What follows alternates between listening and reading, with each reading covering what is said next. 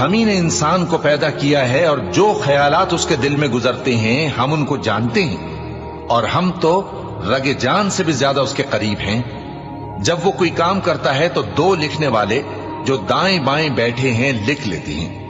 کوئی بات اس کی زبان پر نہیں آتی مگر ایک نگہبان اس کے پاس لکھ لینے کو تیار رہتا ہے۔ اور موت کی بے ہوشی حقیقت کھولنے کو طاری ہو گئی۔ اے انسان، یہی وہ حالت ہے جس سے تو بھاگتا تھا، اور سور پھونکا جائے گا، یہی عذاب کی دھمکی کا دن ہے۔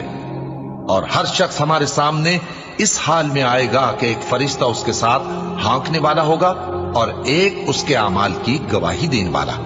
یہ وہ دن ہے کہ اس سے تو غافل ہو رہا تھا، اب ہم نے تجھ پر سے پردہ اٹھا دیا تو آج تیری نگاہ تیز ہے۔